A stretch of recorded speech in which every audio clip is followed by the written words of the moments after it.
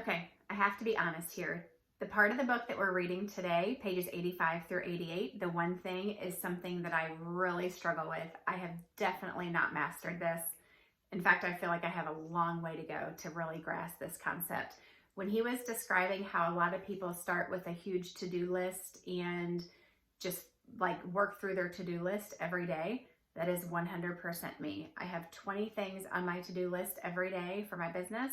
And then I also have things that I add in as needed.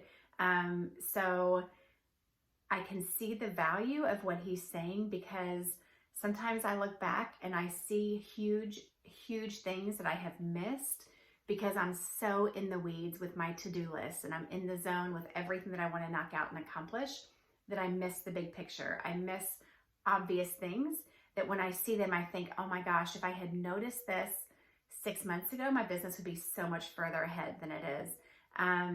It happens multiple times. Rebecca and I often say to each other, like, how did we miss this? For example, right now we have a funnel that we're working in that has been bringing in money. That it's been a working funnel, but we have never had a true like lead magnet funnel. We have never had a self-liquidating offer. So those are kind of obvious principles that we have missed, just because of doing our daily to-do and not really focusing as much as we need to on big picture.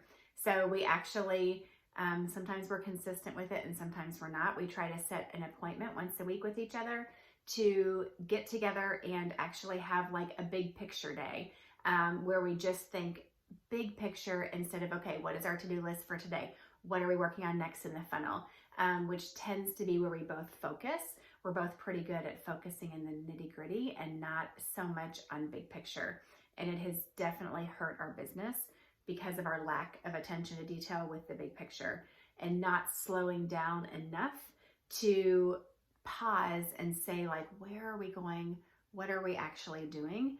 So that is for sure an area of growth for me that I need to work on. I've heard Russell say this story multiple times, about just people will be bored. I forget the guy's name, but if they were watching the author of the 4-Hour Workweek, Tim Ferriss, if they were watching him going about his day, they would actually be bored because he does so much reflecting and so much thinking.